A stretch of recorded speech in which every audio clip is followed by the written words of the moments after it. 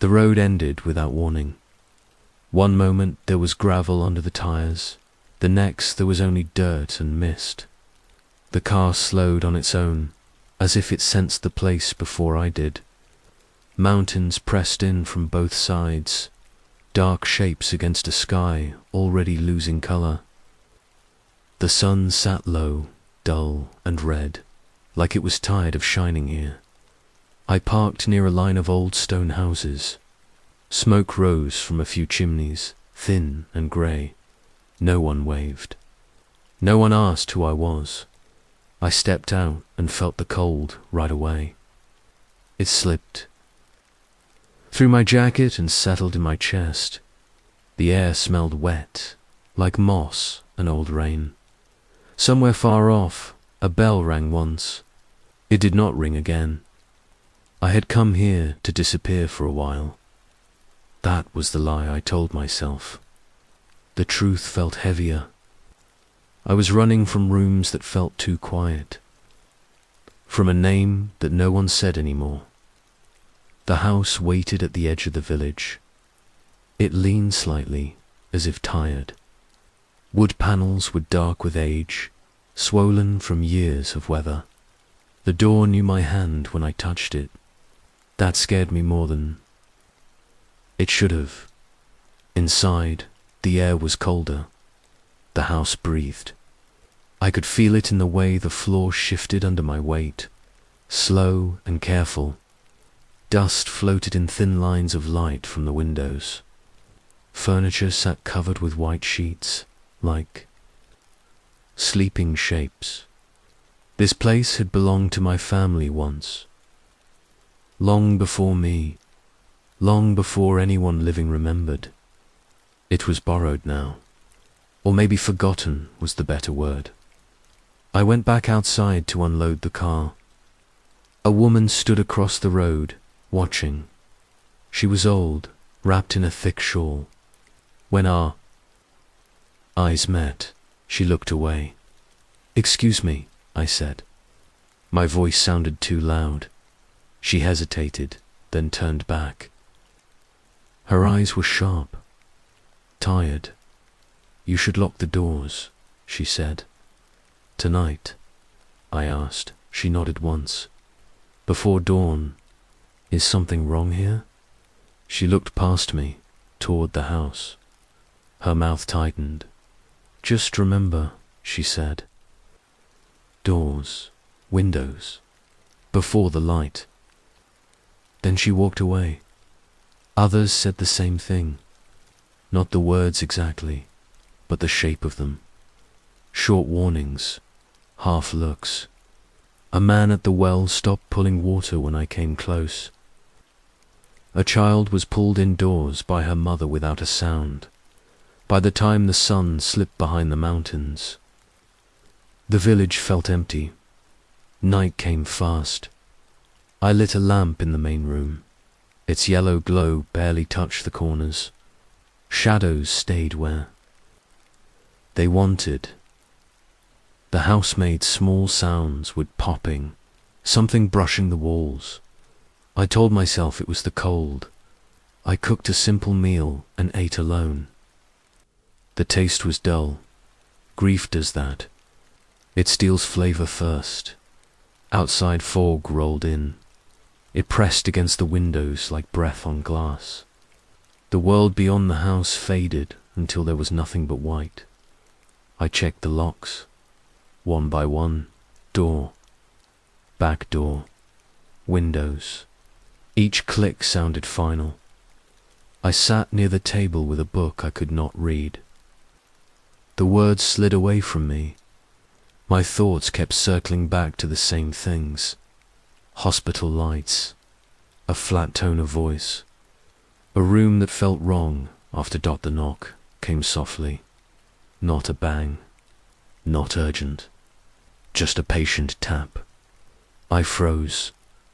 The lamp flickered, once. Twice, the knock came again. Same rhythm. Calmed I stood slowly and went to the door. Through the fogged glass, I saw a shape. A man, tall, Still, I opened the door a crack. He stood just outside the light. His clothes were dark and wet, as if he had walked through fog for hours. His hair was neat. His face was pale, but kind. "Good evening," he said. His voice was warm, normal. "I'm sorry to bother you. I seem to be stranded. May I come in until sunrise?" His smile was small, polite, too steady. I thought of the warnings, of the way people look through me. My hand stayed on the door. "There's an inn in the village," I said. He shook his head. "Closed after dusk." That felt wrong. I did not know why. The fog shifted behind him. For a moment, it looked like it moved on its own. "I won't be any trouble," he said. "I only need shelter. I don't sleep much." Something about that last part made my skin tighten. I should have said no. Instead, I opened the door. Warmth. Left the room as he stepped inside. The lamp dimmed just a little. The house sighed, deep and slow, like it had been waiting. "Thank you," he said. "You're very kind." He removed his coat and placed it carefully over a chair. It dripped. Water onto the floor. The drops did not spread. They stayed dark and round. "Please," I said, gesturing to the table. "Sit." He did, straight-backed, hands folded. He watched the door while he sat, not me. I poured him tea. The kettle shook in my hands. When I handed him the cup, our fingers brushed. His skin was cold, not chilled, cold like stone. "You don't have to stay awake for me," he said. "I wasn't planning to sleep," I replied. That made him smile again. Hours passed, or maybe minutes. Time felt thick. I went to bed. I did not sleep. I could feel him in the house, though he never moved. From the chair. The floor creaked in empty rooms. Footsteps walked the hall, slow and careful, stopping outside my door. I held my breath until they faded. When I checked the clock, it read the same time it had before. Sometime after midnight, I went back to the main room. He was still there, eyes open, watching the door. "Do you want anything?" I asked. "No," he said. "This is fine." The fog outside thinned. A pale line formed at the edge of the sky. Not light, just less dark. "You said until sunrise." I said, "Yes, the sun is coming." He did not turn. Not yet. A bird cried once outside, then fell silent. I waited. My heart beat too loud. The house leaned inward, listening. The sky grew lighter, grey, thin. "Please," I said. "You have to go." He finally looked at me. His eyes were deep, old. "I can't," he said gently. The light stopped growing. He stayed seated. The door did not open, and the house held its breath. The lamp burned low. Its light wavered even though there was no wind. The flame leaned to one side, then straightened again, like it was unsure. I sat at the table and watched it, afraid that if I looked away, it would go out. The man remained, in the chair near the door. He had not moved since before midnight. His hands rested on his knees. His back was straight. He looked comfortable in a way that did not feel human. The clock on the wall ticked once. Then it stopped. I stood and tapped it with my finger. Nothing happened. The second hand stayed frozen between numbers. My watch showed the same time it had. An hour ago, or maybe longer. It was hard to tell. Is this some kind of trick? I asked the man did not answer right away. He turned his head slightly, listening. His eyes followed something along the wall, slow and careful. No, he said. Time does this on its own here. Why? He smiled, faint and calm. Because it remembers. That word made my stomach tighten. I walked to the window. The fog was gone now, but the village was still missing. Houses stood dark and still. No lights, no smoke, no sound. A dog should have barked by now. Something should have moved. Nothing did. You said you were stranded, I said. Where were you going? Nowhere, he replied. That's usually how it starts. I turned back to him. You know my name. He nodded. You didn't ask. I didn't need to. How? He looked at the table, at the small scratch near the edge, where someone had once dragged a knife by mistake. The house tells me, he said. It keeps things. I laughed, sharp and short. That's not funny. I'm not joking. The lamp flickered again. The room dimmed. The corners pressed closer. I felt it then, a pressure in my chest. Not pain, just weight. The same feeling I had felt in hospital rooms, standing beside beds that were already empty. You know about her, I said. He did not respond, but his eyes lifted to mine. She hated the cold, I went on. She always wore socks, even in summer. I had not meant to say that. The words slipped out on their own. He nodded slowly. She didn't like unfinished things either. My throat closed. I stepped back until I hit the wall. The wood felt rough against my palm, warmer than it should have been. Stop, I said. Whatever this is, stop. He tilted his head. I can't. You invited me in. The house creaked. A long sound, deep in its bones.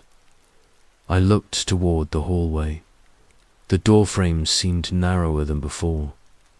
Or maybe I was seeing them wrong. Who are you? I asked. He thought about that.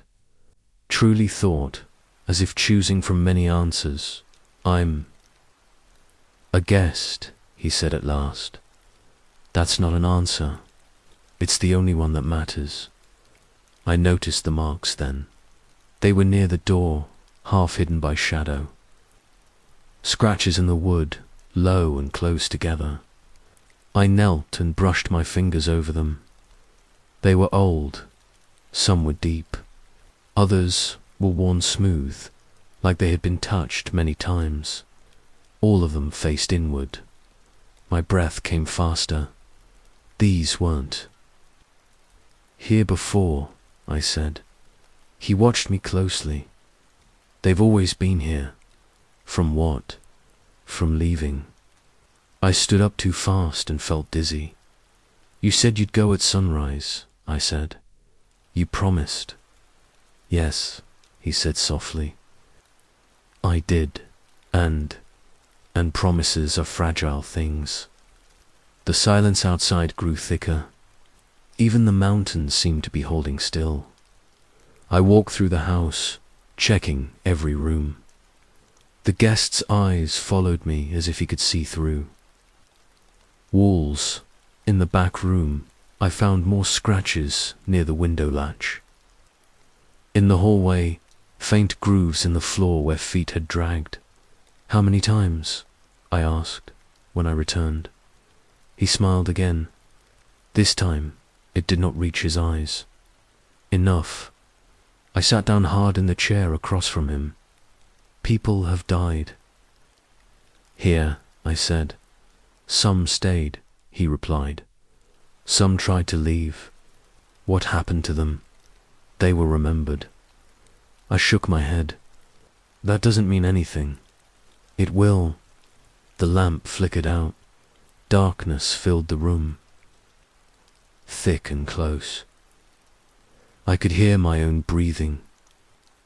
Somewhere in the house, something moved. Slow, careful, like footsteps, but heavier. The lamp came back on by itself. The man had not moved. I noticed something then that made my skin crawl. His reflection in the glass cabinet behind him was wrong. It lagged. When he shifted his head, the reflection followed a moment later, like it was deciding whether to obey. Do you see that? I whispered. Yes, he said. That happens when the house is tired. Tired of what? Waiting. The clock ticked once. Then again, the second hand moved, slow and stiff. I felt a strange relief. Time was moving. That meant morning would come. It had to. The man leaned forward slightly. Do you hear that? He asked. I listened. At first, there was nothing. Then a faint sound deep in the walls. A low hum. Not a voice. More like breath passing through wood. It's coming, he said. What is? An answer. Fear drained out of me, leaving. Something colder behind, understanding, or the shape of it. You're not leaving, I said. He met my eyes. I never do. The light at the window did not change. Not darker, not brighter. The longest night stretched on, and the house listened. Sleep never settles. It breaks apart like thin ice. I drift in and out, pressed into the narrow bed, listening to the house breathe. Each time my eyes close, I see rooms from my childhood, doors with chipped paint, a hallway light left on two. Long, a lock turning slow, careful, final. I wake with my heart racing and my mouth dry. The lamp by the bed is still on. Its light looks tired, pale. Somewhere in the house, wood shifts. A soft sound follows, like a foot pulled across the floor. Then lifted again. I wait for it to stop. It doesn't. When I sit up, the cold hits me hard. It feels sharper now, like the night has learned where my skin is weakest. I pull on my coat and step into the hall. The man is not in the chair. For a moment, panic flares. I scan the room, the corners, the door. Then I see him standing near the wall, his head tilted as if listening. His fingers rest flat against the wood. What are you doing? I ask.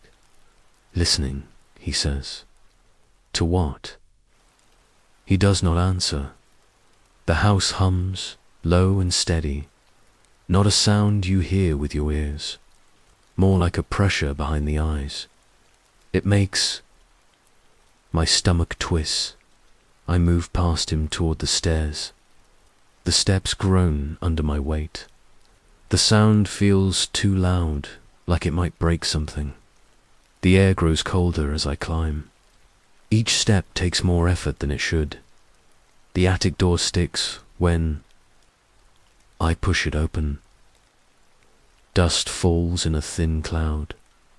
I cough and wave it away. The attic smells old. Dry wood. Paper.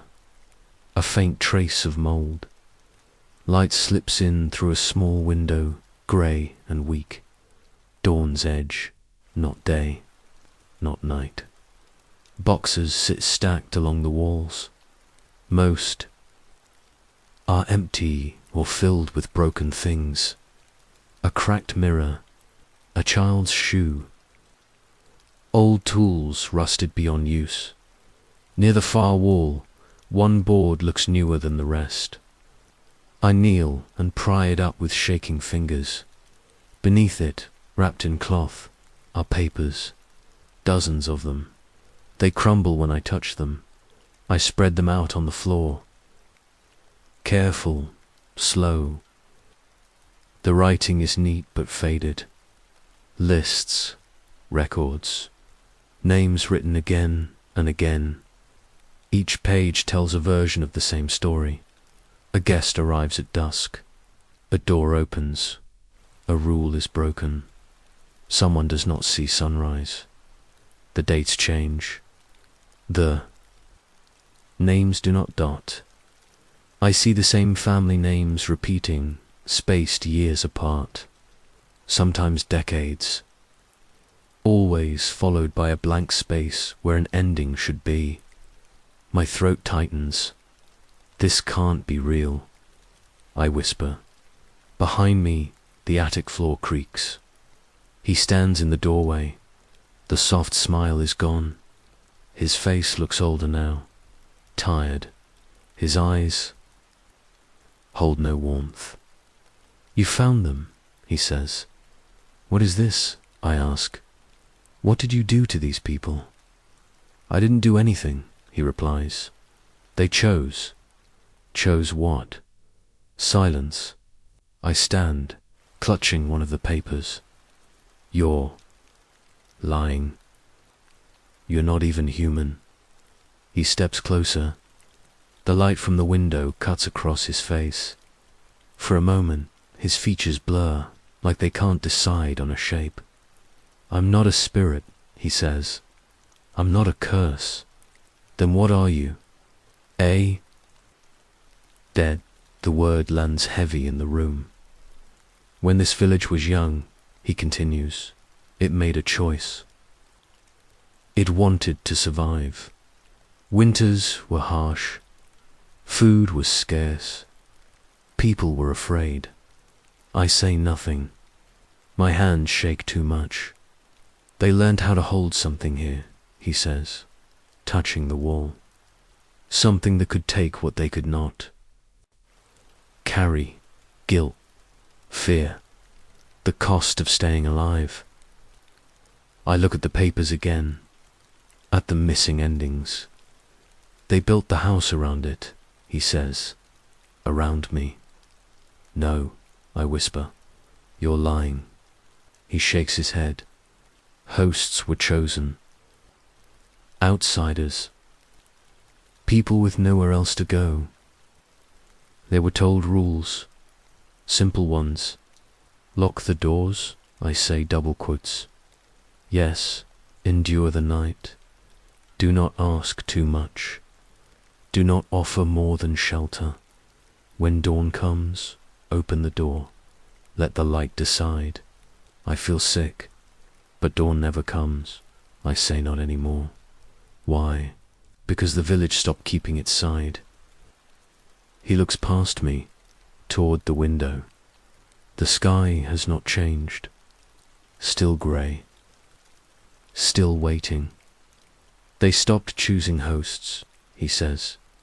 They stopped telling the truth. They let the house wait. A low sound rises from the walls, like breath drawn too deep. And a debt, he adds softly, will always collect. The attic feels smaller now, the air thick. I can barely breathe. You enjoy this? I say no, he replies. I endure it. Then leave, I snap. If you hate it, leave. He meets my eyes. I can't. I was made to stay until I am released. How? By being remembered. The word echoes in me. Below us something thumps once. Then again, slow. Heavy dot the papers on the floor. Rustle, though there is no wind. I've been here before, I say. It's not a question. Yes, he says. In different faces. Yes. And they all stayed too long, he finishes. The house hums louder now. The sound crawls up my spine. I didn't agree to this. I say you opened the door. I didn't know. None of them did. I back toward the stairs. My heel catches on a loose board and I stumble. He does not move to help. You can still choose, he says. Choose what? To listen or to run? And if I run, his eyes darken. The house will remember you anyway. The truth settles over me, cold and clear. This place does not forget. It keeps what it is given. Names, faces, time the village chose to forget. The house did not. Below us, the thumping stops. The silence that follows is worse. I look at the man, at the walls, at the papers filled with names that never left. The night has not ended. It has only been waiting. The sky turns a thin grey, like paper held to a flame that never catches. I stand at the window and wait for the sun. It does not come. The light spreads without warmth, flat and tired. Morning should feel different. It should move. This one stays. Still, behind me, the man paces. His steps are uneven now. Too fast, then too slow. His shadow stretches and pulls apart on the wall, as if it cannot keep up with him. Each time he turns, his shape blurs, edges thinning like smoke drawn through a crack. You said dawn would decide, I see. He stops. His chest rises and falls, though I do not remember him breathing before. It used to, he says. The house creaks low, deep in its frame. The sound rolls through the floor and into my feet. The man rubs his hands together. His fingers pass through each other for a moment, then settle again, solid. He notices. His face tightens. You're fading, I say yes. Good. He looks at me, sharp and sudden. Fear flashes there, raw and honest. No, he says, not like that. He moves toward the door, then stops short, like something invisible has pulled him back. The handle rattles on its own. I can't leave alone, he says. The words hang heavy in the room. What do you mean? I ask. He does not answer right away. He presses his palm to the door. The wood darkens under his touch. I was never meant to, he says quietly. This place holds what others cannot. I feel the house listening. The walls hum, low and patient. Say it, I say. Tell me what you want. He turns. The calm is gone now. What stands in front of me looks worn thin by time. I can only leave if someone stays, he says, willingly. My heart thumps. Once. Hard. Stays how? I ask. Not killed, he replies. Not punished, remembered, carried. Someone has to hold the debt when I am gone. No, I say, that's not how this ends. He steps closer. The air chills. It's the only way it ever has. I shake my head and grab my coat. I'm going to the village. I say, they did this. They can fix it. His mouth opens, then closes. He does not stop me. Outside, the village feels wrong in the grey light. Houses stand clear now, sharp-edged, like they were cut from stone. Doors open as I walk past. Faces appear. Old ones, young ones, all watching. You knew, I say, stopping in the center of the road. My voice carries farther than it should. All of you knew. No one speaks at first. Then the old woman from before steps forward. Her shawl hangs loose on her shoulders. Her eyes are wet but steady. We did, she says. For how long? I ask, she looks to the ground. Longer than memory. You sent people here, I say. You let them disappear. We chose mercy, a man says from the crowd. Mercy, my voice cracks. You call this mercy? Each generation sends. One outsider, the woman says. Someone with no roots here. Someone already carrying loss. I feel the words hit home. The night resets, she continues. The house quiets. The village lives. And when you stopped, I ask, Shoulders sag. We were afraid. We told ourselves the debt was gone. The house groans behind me, long and deep. The sound shakes dust from the eaves. You abandoned it, I say. Silence answers. I look at their faces. Not cruel, not proud, just tired, afraid. The light does not change. I turn back toward the house. Wait, the woman calls. You don't have to, yes, I say. I do. Inside, the man stands near the door. He looks smaller now, dimmer. His outline wavers like heat in the air. You spoke to them, he says. They told me everything. He nods once. Then you understand. I do. I hate that I do. You're not evil, I say. No, he agrees. I'm unfinished. The windows brighten all at once. Light fractures across the glass, sharp lines cutting through the room. The house hums louder, eager, afraid. The man steps toward the door. His hand reaches for the handle. Then he stops. For the first time, he looks uncertain. The light touches his face. He winces, like it burns. I thought I wanted this, he says. You're scared? I say yes. His voice shakes. I don't want to disappear, he says. I want to rest. I move closer. The air between us feels thick, like water. What happens to me? I ask. He meets my eyes. You stay, you listen, you remember. And if I refuse, the house creaks again, louder this time, a warning. Then I remain, he says, and it grows worse. The light pushes harder through the windows. A thin beam lands on the floor, bright and sharp. He steps back from it, shielding his eyes. Go, I say softly. He hesitates. In that moment, he looks human, exhausted, grateful, terrified. Thank you, he whispers. He opens the door.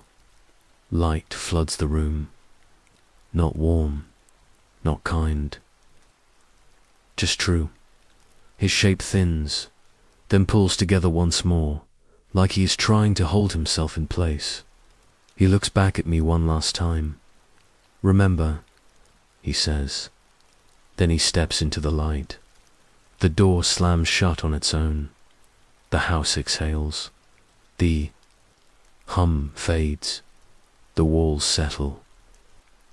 The floor grows still. I stand alone in the quiet. Outside, the sun finally rises. Sunlight reaches the floor in long, quiet lines. It feels real this time. Warm, steady. It does not stall or fade. It rests on the wood as if it belongs there. I stand in the center of the room and let it touch my hands. My skin feels different. Not lighter, not heavier, just awake. The chair near the door is empty. His coat is gone. The damp smell is gone. The air feels thinner, like something has finally loosened its grip. The house is quiet. Not the tense quiet from before. This one settles instead of pressing down. The walls do not hum. The floor does not shift under my feet. The silence listens. I open the door. Outside, the village stands still under the sun. People gather without speaking, drawn by the light like it might disappear if they blink. Faces lift. Eyes narrow against the brightness. No one smiles. They look relieved. And something else. Hollow, maybe. Like they know something has ended, but cannot say what it cost. The old woman steps forward. Her hands tremble as she clasps them. Together, it's morning, she says. Yes, I reply. She searches my face. Is it done? I nod. A breath passes through the crowd. Not a cheer, not joy. Just release. They do not ask where he went. They do not ask what remains. They look at the house instead, at the windows filled with light, at the door standing open.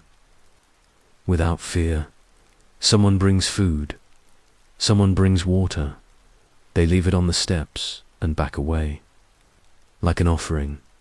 No one asks me to leave. No one asks me to stay. By midday, the village returns to motion. Smoke rises from chimneys. A dog barks. Once, surprised by the sound of its own voice. Life resumes in careful pieces. I go back inside. The house greets me without sound. I move through the rooms slowly.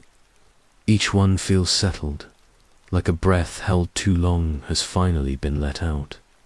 Dust floats in the light, gentle and harmless. I find the scratches near the door. They are still there. They always will be. But they feel different now. Like scars instead of warnings. That night I sleep. Not in pieces. Not with dreams that pull me back. Sleep comes whole and deep. When I wake, the room is dark, calm, safe. The house does not whisper. It waits. Days pass. Then weeks. I learn the shape of the hours. Morning light through the east window. Afternoon shadows that stretch across the floor. Night that settles without weight. Sometimes people knock before dusk. Travelers, lost hikers. A family caught by weather. I let them in. I offer water, bread, a warm place to sit. I tell them to lock the doors before dawn. Some laugh, some nod. All listen, no one stays past sunrise. I never ask them to. The village watches from a distance. They speak to me with care, with respect, with something close to guilt. They bring supplies. They fix broken boards. They do not cross the threshold unless invited. At night, I sit by the window and listen to the quiet. The mountains breathe. The wind moves through trees. Normal sounds, honest ones. Sometimes I feel the house lean toward me, not in need. In attention, it remembers. Years pass. Stories spread the way they always do. Soft at first, then steadier. There is a house in the mountains, people say a safe place. If you are lost at night, you can knock. Someone will answer. They say the doors are always locked before dawn. They say the nights, there are calm. They say no one leaves before sunrise. Children dare each other to go near it. Parents warn them away, not with fear, but with quiet respect. The village survives, not easily, not without weight. They remember now, even when it hurts. On certain mornings, the old woman visits. We sit together in the light. We do not speak much. There is nothing left to explain. I hear the house is quiet, she says once. It is, I reply. She nods. That's good. She never asks if I regret it. I never answered at night. When the world is still, I sometimes think of him, of the way he looked when the light touched his face. Afraid, grateful, free, I carry that memory carefully. That is the cost. The house does not take more than it needs now. It holds what is given. It listens, and I stay, not as a ghost, not as a warning, as a witness. When dawn comes, the light always rises, full and true. It fills the rooms and leaves again without taking anything with it. The story does not end with screams. It ends with doors closed, with lights off, with a house standing quietly in the sun, holding a truth that will not be abandoned again. Some sacrifices are chosen, some are inherited. The worst hauntings are born, when no one stays to remember. I remember, and the house does too.